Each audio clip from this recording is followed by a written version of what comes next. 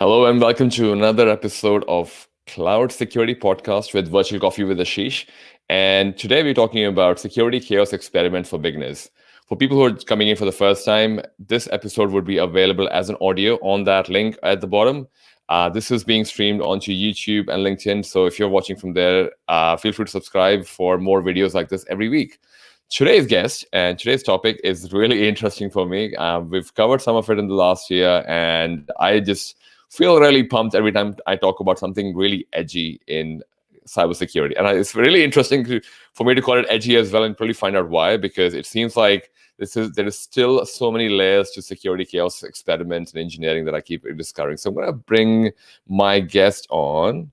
Hey, David, I need to bring my audio on. Hi, how are you? I'm doing excellent. How are you doing? Good. And for people who are watching this, the third person is David's audio. we just had to make it work. But there's a tradition on here, David. So cheers. Thanks for coming in, man. Well, thank you for having me. Cheers. So I'm gonna start with a little bit about yourself. How do you get into cyber? How'd you get into this field where you are? Well, so I first came into CapitalOne as part of a testing group we called the Cyber Test Kitchen. And the Cyber Test Kitchen, we were responsible for evaluating new software, new hardware stuff coming in to make sure that the things that the vendors promised actually happened. So let's say there's like antivirus, like a lot of people, they'll just check off the box of, all right, we did this, we did this, we did this. So our job was to see how much they were lying. And if they were lying, if it was an acceptable amount of lying. So we would go through tests like fileless, destructive malware, non-destructive malware, things like that. And we'd go through that and just do like IDSs, encryption, just all sorts of stuff. And then eventually it led to, like, well, we're testing all this new stuff, but how do we know that the stuff that we already have isn't already doing the right job? That is, how do we know it's not good enough already? So sort of leveraging from there to focusing on what we already own and on what we already use. And so probably what year is this? In late 2017, flipped it around to let's just start looking at what we have here already. And so that's sort of kicked that off. And I think I was calling it security validation. And then one day I said, you know what? Was with a coworker and we said, let's just call it security chaos engineering because it's branding. So went with the branding. And then I typed in security chaos engineering into the web browser. I think I used Google. Not really relevant. But then Aaron came up. I said, you know what? I forgot. I talked to Aaron like a year ago. So that's sort of where we took off from there, started with the branding and started leveraging all the stuff I was doing in the test kitchen into the enterprise. That's great. So it's really interesting. I love the word test kitchen as well. But for people who may not be, I think someone's saying they can't see the video. Hey, Vinny, do you want to check it again? Because I just went on LinkedIn. I think seemed to have a video there, but I'll let him come back and confirm. But I think I could see that. So if it doesn't, we can probably test our video once again. But I guess the next obvious question then, because it's Cloud Security Podcast as well, what does cloud security mean for you? And I guess then we can kind of go into the whole, to your point about the test kitchen as well. So to me, cloud security, it's a little bit of new challenges and then revisiting what's old is new again.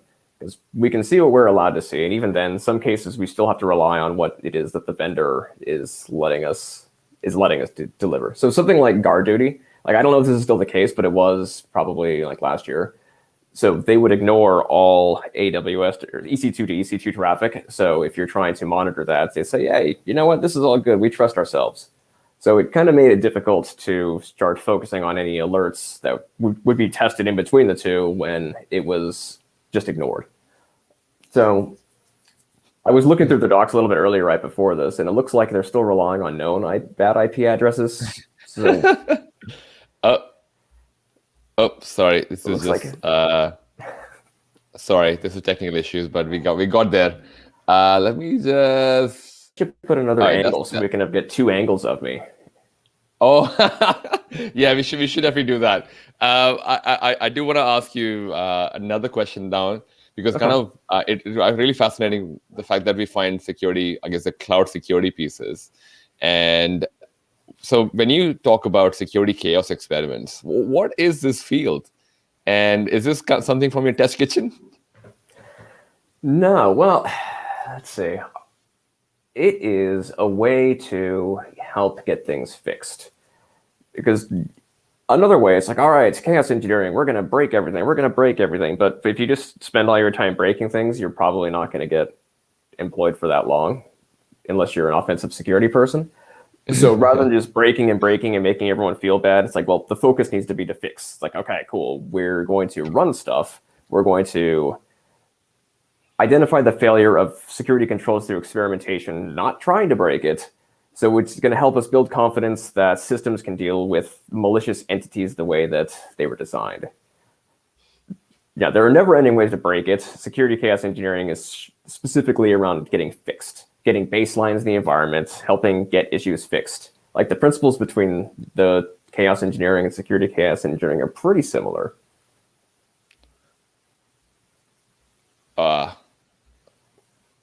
Jesus, I just want to like this is mode is really amazing for me because it's not trying to get you out of exit mode, bring you back into exit mode. This like multitasking is hard, man. So to your point about is chaos engineering very similar?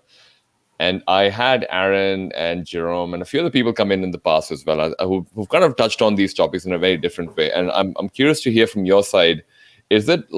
Is it different? Like, you hear about these terms: application fault injection, application resiliency.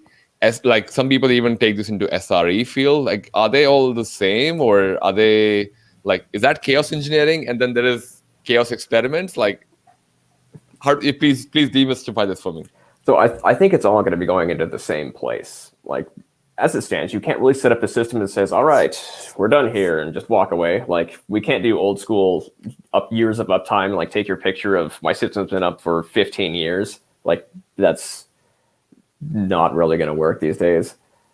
Especially like right now we're in the golden age of offensive security. Like, there's never been a better time to attack right now because there's tooling everywhere. There's YouTube tutorials. There's free training everywhere, and everyone's sharing. Yep. So, and to your point, if you say it's golden age, is that a golden age also because now most people are working from home as well, and our threat vectors are kind of like, well, David and Ashish are working from home, but do I really know if it's David connecting? Is that one of those golden opportunities as well?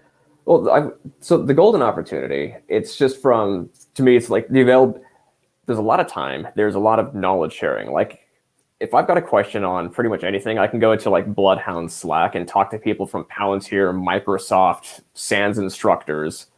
So it's really, the world is out there. We've got free tools everywhere. The barrier of entry to attack is really, really low. So it's really easy these days. So when we get back into your question about like fault injection and SRE and how it relates, they have to relate. So like, as you're releasing code, as you're doing your releases and staging them, you need to test before, after, make sure that the stuff that you're doing is actually continuing to do what it was that you thought it was doing. Because otherwise, with the golden age of offense, you're going to get hit sooner than later. Oh, right. So to your point, then, just so specific, talking about tooling for people who may be listening to this. What kind of tooling are we thinking from a chaos experiment perspective? Like, for what would we use for, I don't know, applicant fault injection? Like, what kind of tools you recommend? And is the knowledge of, I'll let you answer that first and then get back into the cloud piece. Yeah, so with injecting faults, the way I'm defining it, the way I use it, it's a little bit different than what an SRE would do. So instead of, it's like, all right, I'm going to spike the CPU, I'm going to disconnect the data store. It's going to be, we're trying to inject faults in, let's see, depending what your target is. So I want to run something that will, simulate ransomware. It's like, okay, cool. So we're going to queue up some Python, start encrypting stuff on the disk. Do we see it? Do we detect it? Do we have something that'll block it? So it's to me, it's really, really close, but slightly different, if that's answering your question. Interesting. So to your point, so it's just a different way of using the same, oh, well, not maybe not the same tool, but the end goal maybe still to check resiliency. And to what you were saying Yes. earlier, it's still building on what you think. Okay, I guess the system is behaving the way it should for the task. And I think that this is a good segue into the other pieces where when we look at this from the outside and like, okay, great, chaos experiment sounds like a great idea, but I'm on AWS or I'm on Azure or I'm on, I don't know, serverless insert. It is this above? So is this like a holistic principle that can be applied on any technology, or is it more like, oh no, these are like specific tools that, and these are a specific kind of environments that this can be applied on? I think it should be platform independent. Like I was just Yeah. using examples from specific things, but really when you're going into different clouds, you should be expecting the same things. If you've got your security groups or firewalls isolating traffic from one to another, just try it. Just what happens if you tamper with that? You get an account with the right permission. Like, okay, well, we're supposed to have an alert that says if this role changes and this changes, we get an alert. All right, try it. Like, just see what happens. Do you find that like a lot of people are a bit more hesitant to try that, and they go, it's like asking people to do testing in production. People just go like, I don't know, man. I don't like. I do love my job. I mean, do you find that is that a mental barrier?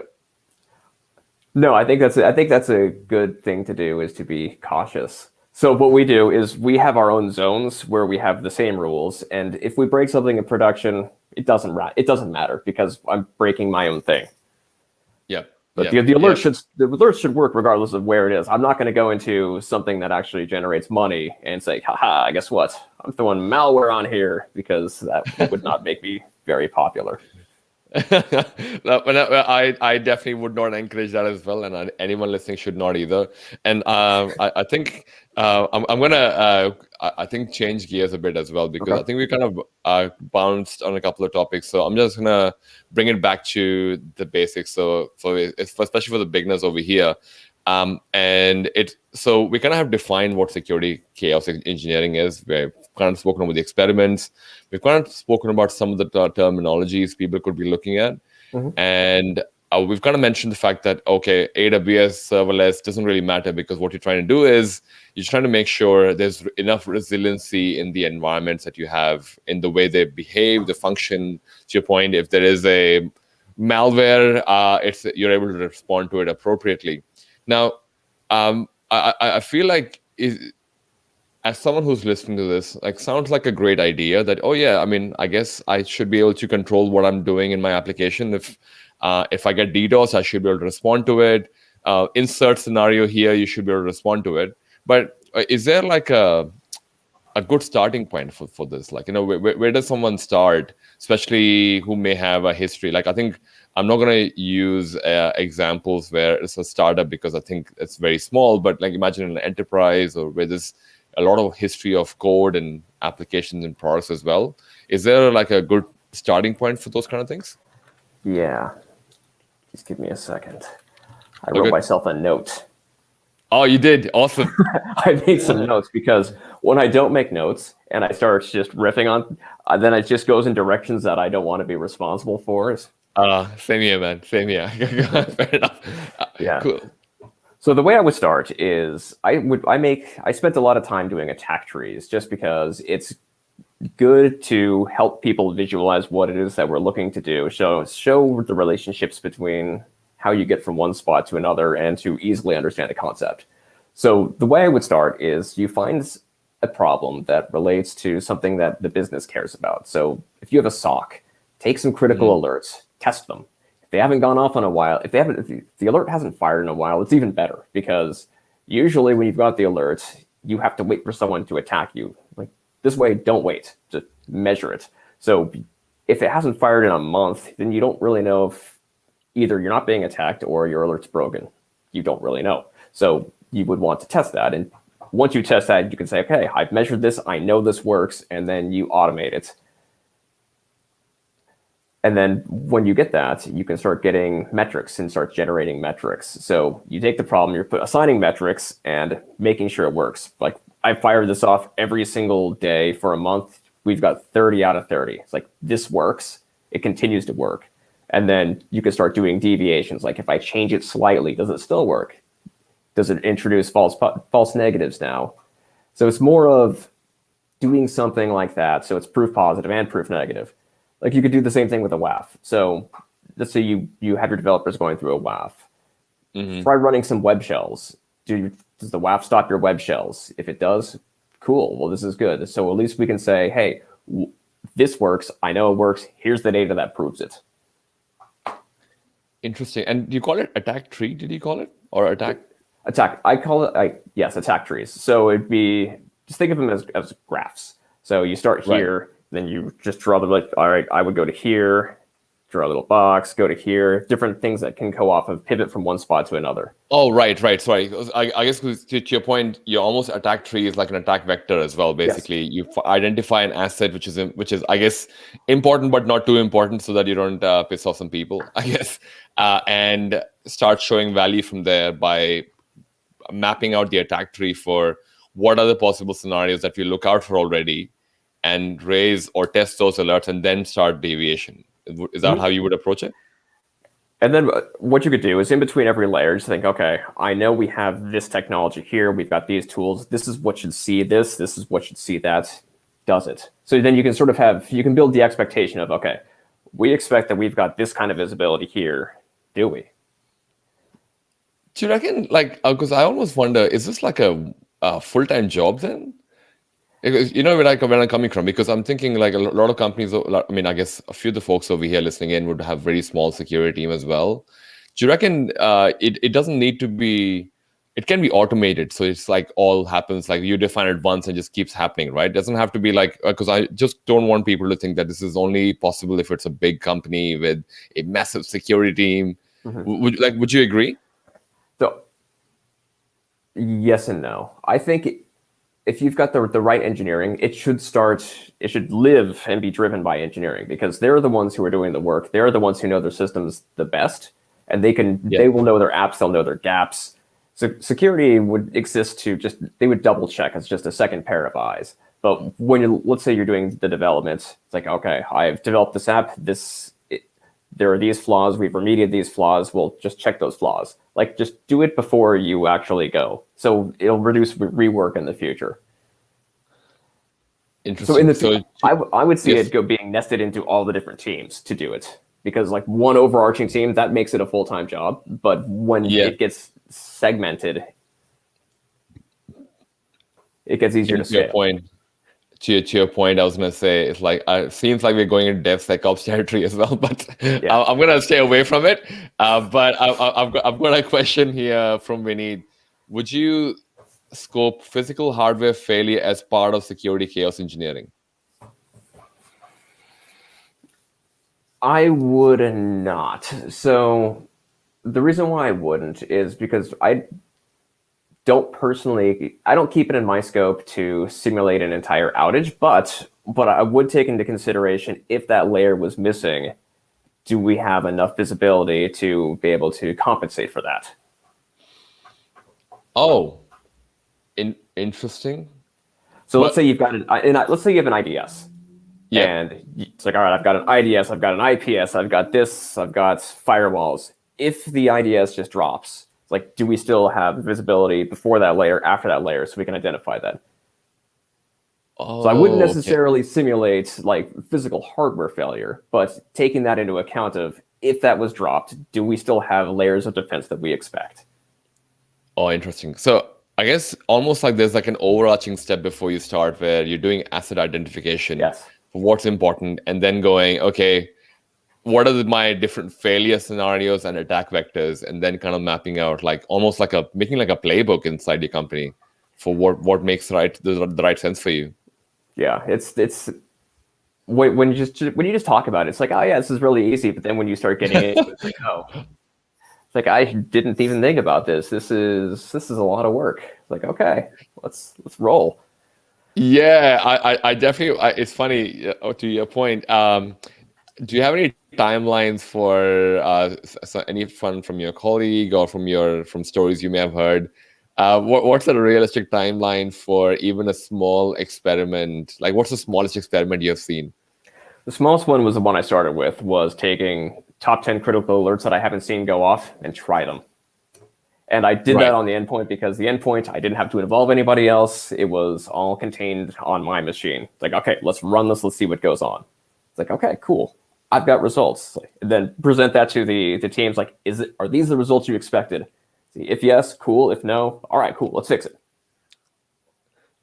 That's an interesting. Oh, actually, that's a great way. That's a great way to collaborate as well, because at the end of the day, to your point, the scaling mechanism for a chaos experiment seems to be in other teams, not in your team as well. Mm-hmm. So you do want to start by, hey, let me show you value first, and then I'll let you kind of continue the baton with the baton or whatever, right? Mm-hmm. So, sorry, go on. I forgot what I was going to say. When you're doing it, it's important to not make the people feel bad. Like if it's something on someone else's team, if they feel bad, you're going to get resistance. So when you generate it, you're generating metrics to help them show their work. It's like, okay, all the stuff that you've been doing, it works. Here's the evidence, it works. Cool. We're delivering the value that we think we should be. So it's helping generate metrics to lift up other teams too. And there are obviously there could be a lot of use cases based on the organization. Are there some common ones? I think you already mentioned one fact, which is like an alert which should work. So if you're not part of a SOC team, or if you're not looking at, I guess, alerts, you can always reach out to security and find out what should not be working, or you should try and be part of security team or work with them if they're not the ones initiating it. Mm-hmm. Yeah, and that's just one of the different use cases. Like for whatever reason, I decided to jump straight into the deep end. It's like, all right, hey, we can do this, and then like immediately regret it after I said yes, I can do it. But it is good for helping build the relationship between the teams. Yeah, so I guess one big takeaway is definitely like it's a great way for collaboration and not being hated by security or the engineering team. So do it in the right way and with collaboration, so others get to learn, and it's a great one. But to your point, would you run this in production though? I think that's a question that I have directly. I only do it in production. Yeah, it's like I find that it's for me it's like one of those misconceptions about the chaos engineering experiments. The whole conversation almost suddenly revolves around, I'm not going to be running tests in production, but like what's your response? Do you normally like dev test and like hope it works in production, or is the end goal to eventually land in production? The end goal is going to be to run it in production, because I would assume even very large companies don't have identical protections in dev as they do in production. And we're not testing dev. We want to know what is going on in real life in the real environment. So we'll do staging where we develop what it is that we're going to do in dev, make sure it runs, and then, all right, cool, take that, put it in production. Let's see what this looks like. Because when you're getting attacked, that's happening in production. So if someone's going to ask, hey, what's our coverage against APT 45? It's like, well, I can run it in dev and say, this doesn't really show me anything because I don't know what our tooling actually does. So that's why when we're running it in production, it's all on systems that the team manages. So we're not hitting other people's things that we don't own. It's our own stuff. Yeah, and I think to your point, you'd rather find comfort in the fact that you've tested. It's kind of like checking if you're locked your door or not when you're walking out, right? A lot of people do that. Some people do it with OCD. I'm maybe one of those, but at least you're just checking. Oh yeah, it's almost like giving yourself a sense of assurance that it's done. It's gonna work even if I'm sleeping and not be woken up at 3 a.m. in the night, I guess. For people who may be inspired by this and looking at this going, okay, this makes sense. I can really definitely start with at least a couple of experiments.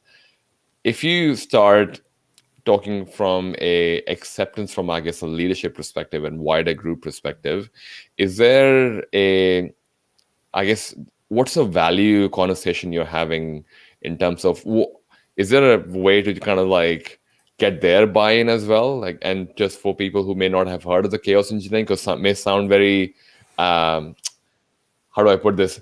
It may make people nervous when you talk about doing chaos experiments, because if you just take it literally in an English term. So how do you go about getting some buy-in? Like, what's the value add that you're trying to promote? So the value add I made was just return on investment, because people like to care that we spend a lot of money, a lot of time on the tooling, on the people, on everything that we have. And there's no traditional metrics of like we've seen this many of this event, this many. It's like, okay, but they're not really related. We don't know if there's more than that. So what we do is we identify the return on investment of our tooling. Are the tools paying off? Are they optimized? Are they seeing everything that we expect them to see? Do we have duplicative tooling, like 3 of the same thing? Do we have defense in depth? Can we prove it? How many layers can fail before we're in trouble? It's being able to measure that, to be able to establish that as the baseline, so we can say, hey, we're doing a good job. Here's the evidence. Here's what we've seen this week. Here's what this week looks like. And then measure it from year to year, quarter to quarter, whichever one you want. But it's really to show that the money and the time that's been invested in the teams are paying off. And that's the best way that I found to get buy-in, is to help them prove to their senior leaders that they're doing what they were tasked to do. That's very interesting, because that builds on the whole resiliency thing as well, right? And because a lot of people are questioning, are we resilient enough in this chaos world, or COVID world, or in terms of when people are working from home, how do we know that it's Ashish logging in? Or even like, oh yeah, we have an IDS which checks for blah, blah, blah, or we have a VPN that checks for stuff. But is anyone testing this? But then is anyone testing this at the scale of, I don't know, multiplied by number of employees you have as well? So yeah, I can definitely see. So would you, I guess your point, the value is more, the ROI is kind of like almost being created by building resiliency and giving that comfort and trust to, I guess, the biggest stakeholders. Is that where you're coming from as well? I think that's what we're trying to build over here. Like that was the way that I was able to get the go ahead, because showing that. And then from there, we do a few other use cases. We do like security operations with alerts, with helping with training, because when we're doing things, we're doing actual like real life attacks. So when we attack something, the logs show up, and analysts can go investigate that and see what it would look like if it was not us. Because our goal is to not stay hidden. We want to be seen. We want to know what we log, what we don't log. And we also do that with gap hunting. So like detection gaps, prevention gaps. If we change something slightly, do we have something that's brittle and we now miss it? Oh, I love gap hunting. So is gap hunting, I think, what it is? Like, what's gap hunting? So it's just knowing what we know. So there's a thing of we don't know what we don't know. It's like, well, if you're running these tests, you can see what you don't know. It's like, I did this, we didn't see it. Okay, cool. So let's say you have a hunt team. Hand it off to the hunt team. It's like, hey, we know this is missing. Can you try and find something here? Or we know we don't alert on this one. Here's something that might be interesting to look at. So it's finding the gaps and then going to get them fixed. Because I use a process similar to traditional chaos engineering. And so, so it's pretty similar. So you start with the steady state. So first thing, you're running things, you're finding out what you actually see, what you don't see. Consider that to be your baseline. And then that's when you start experimenting. I just think, you know what, I wonder what will happen if I do X. And then from there, you're identifying the gaps, any deviations from what the expected outcome is, and then help drive the improvements. Because like I said before, we're not trying to break it, we're trying to fix it. So from once you find the gaps, start the process of fixing and then repeat it in production. We do it every single day. We generate a lot of alerts. Interesting. So, and I love the fact that there's a cool term for it as well, gap hunting. I'm going to add that in my dictionary as well now. I love the fact that you're almost, I guess for me, it's testing resilience, I guess. That's how I see it. And it's a good segue into a question that came in from Paul. Chaos engineering is almost an anti-pattern to the kind of test some organizations run in their CI/CD processes, right? So a test I wrote often checks for the existence of a dependency and that it's got a new timestamp. Chaos engineering takes the opposite of that and then runs with it. How did that affect my application or environment? Would you agree? It's a lot to read. I'm rereading it again. Yeah. Thanks, Paul, for a long question, man. But it makes sense though. I think what he's really trying to say is like you're almost testing that. I guess the dependencies. Sorry, I tried to read this again, but I think it's basically like you're testing for anti-pattern in your CI/CD pipeline. That's what you're looking out for. If something should happen, doesn't happen, that's kind of like the anti-pattern. Yeah. I would agree with that. Sweet. I would agree with that. I think I agree with that as well. Yeah. Rereading it. Yes. I think that is a great approach too for that. Yeah, perfect. I think took us a second, Paul. Hopefully, with that answer, I think we agree with you, and I think what you're really trying to say is this is where you need something like a clubhouse. I don't know if you guys have seen it, but I'm going to try like a cloud security thing so people can actually talk in as well. But I agree with you, and I think it's definitely the right way to approach it. I do have I guess we kind of spoke about some metrics and we touched upon it. We did talk about I guess, gap hunting as well. In terms of if you're trying to run this as a program, you have a couple of people who you want to kind of run this with in your team, and how would this look like in scale, and what metrics do you reckon they should be measuring themselves against in terms of maturity? Yeah, so that is a nice challenge. So that's why like the emphasis on self-testing and being able to test yourself. Like I can't test everything myself, but with teams who are able to embrace it, they can test it themselves and improve themselves. So like I picture like a world where your teams can report on what they've already tested. They can say, all right, it ends up like being like Fight Club. So when they call up saying, hey, what was that one in Fight Club where you don't talk about Fight Club? I'm not afraid. Where he calls up and they say, oh, we're secure, sir. I haven't actually thought about Fight Club in really long time. Yeah, so let's say you see something in the news, like, I don't know, SolarWinds or something like that. And it's like, okay, do we have this? It's like, we don't have it. Even if we did, here are the indicators of compromise. If we've had it and we didn't know, we can detect it. We can see this.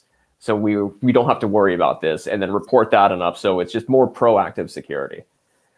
Oh, I love it. And I think to your point, I'm going to add a few more examples in there. It could be as simple as looking if your external facing endpoints are running on TLS 1.0 or lower. Like, how do you know at any given point in time? And especially if you have a long history of code, that could be another experiment to run as well. Oh, yeah. I think there's another one that I came across was with what are your current endpoints, if they match the current, like, so what are your current public endpoints, and if it matches to what the company thinks and their risk profile. And I'm like, oh, that's an interesting one. Like, yeah, I guess because that affects your risk profile. But I don't know, any more examples that you can think of that I know I'm putting in the spot with this one, but a couple more examples that you would have seen, which are a great starting point for people to kind of look at? Oh, let's see.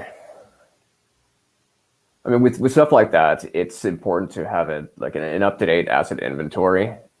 So like that stuff, I think for those that would be something you could start out. If you know that you've got maybe some outdated TLS, you can run some experiments that show what happens. Actually, that would lead back to an attack tree where if this happens, map out what's going to happen afterwards. Like, okay, cool. So let me think about that before I answer more.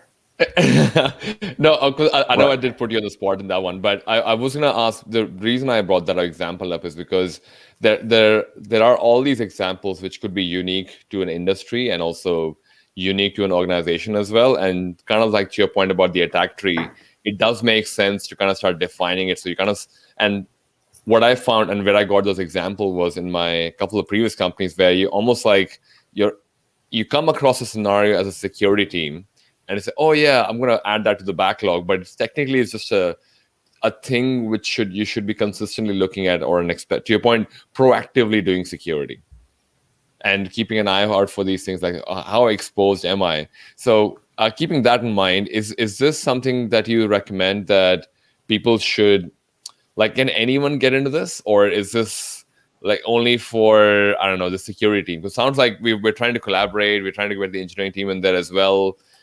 Anyone with like the a dev capability should be able to start doing experiments in their organization, right? Like, so Yeah, I'm assuming there are people listening to this who may not be in security, who just are interested in security. So they should just be able to kind of go out and do some experiments themselves.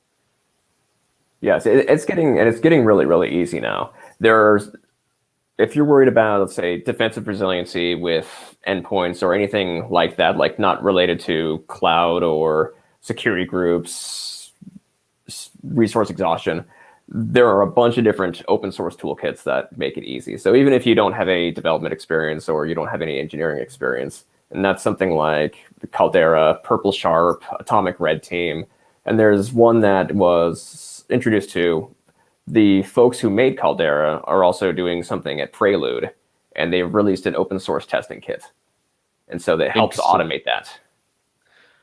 Oh, right. So there's already a lot. I mean, to your point about golden age of offensive security, this is golden age of proactive security as well, I guess. Yeah. So you can pay for it. There's a lot of different companies out there. It could be adversarial simulation, breach simulation. There's many vendors out there. And then there's the free ones. So if you don't know if you want to put the money into it, the open source ones they're pretty good. So something as simple as running this script, it's going to run a whole bunch of things. It crosses over with threat engineering or detection engineering, where they're doing something pretty similar, but they're looking specifically for their own gaps to help improve their own detection. And it's pretty close, but we're looking at, from resiliency, looking to establish that and just keep running it every single day. Because when you do anything, you're going to change the state. And you can't check everything. When you're checking your code, it's like, okay, this works. Like, we detect this, cool, but maybe you broke something and you don't know it. If you don't run everything and test everything, you're not going to know that something is broken. I find that really fascinating, man, because I always find, and this kind of goes back to the first question that I had, right? A lot of people get nervous when we talk about this thing, like, oh, this sounds like a lot of work. It's going to be a while. And it is a lot of work. I wouldn't deny it. But to your point, is like, I almost find it's a change in mindset as well, where people like, oh, because every security team is already doing a list of things that they're, I guess, as SOC, threat hunting and all that. To your point, I kind of feel like this is something that can be shared with some of the other parts of security as well. To your point, you were talking about gap hunting, like threat hunting could be helping with that as well. You could look at your SOC team, any alert which should work. I mean, is there a lot of crossover within security team as well for this as well, where, like, if you're thinking about this, oh, how am I going to pitch this to people within security? Because this could be a traditional security environment. Like, there's a well-defined role. SOC guy does the SOC things. Then there is the developer lady just does development things. Like, is there there's definitely required. How do you encourage these people to kind of go out and experiment? Like, because I think that's why I had the whole experiment, because look at this as an experiment. Is that how you would kind of encourage them to do this, but in a safe way, I guess? I hope I can explain that correctly, because where I'm going with this is that it's like, how do you encourage people to kind of be open to the idea of experimenting? Okay, yeah, some of your audio was cutting out through there, so I was focusing on trying to put the missing pieces back in there. Let's see. So the stuff I heard, it was actually. Can you repeat the last one? Because I can repeat my question. Thank you. I'll repeat my question. So for someone from a traditional security space where there are well-defined roles, how do you encourage them to do proactive security? Like, what are your, I mean, we spoke about some of the simple steps. We spoke about some of the simple experiments people can run and how it's a great collaborative thing. But I feel kind of like the whole DevSecOps concept, as well as a lot of other things, it does require a change in security culture and change in security mindset. How do you foster that? So any thoughts on that? Like, that one's it's a hard one, because they're doing their day jobs. Like, they have their own main core responsibility. They may not have time to do it, which is why for me, I was like, all right, we're coming in as another group doing this, because they may not have the staffing, they might not have the time to do it. So so we foster that by helping them with metrics showing that their tools are working, that they're doing their job well. Like, we're not really making metrics for ourselves, we're making metrics for everyone else. Because right now you'll see it's like, hey, we saw 3,000 attacks over this last week. Okay, like, great. Not that it's bad. Not that anyone who's collecting those is bad. I'm gonna get in trouble. Okay. Well, so when we're running it, like, we ran 5,000 of this ourselves. Did we see all 5,000? Yes. Okay, cool. We're doing something. We're doing well. Like, let's ramp it up. So to your point, I love that, by the way, because you're thinking about putting this across in a way that this is for you. This is not for me. This is for the company, and this is for me helping your team identify the gaps that they have, rather than me poking holes and, like, you're not doing your job well. That's how it should be worded. Yeah, it's not. Some people call it like pigeon consulting, where you just kind of fly in and then you just like crap all over everything. That's not what we want to do, because nobody likes that. It's like, okay, it's like, we got 3 people here and you just came in and just started spraying us all. Like, no, thank you. So it's more of, you have to build that relationship and help them out. Just show, hey, I want to help you. I want to help your team show your value, show what you're doing.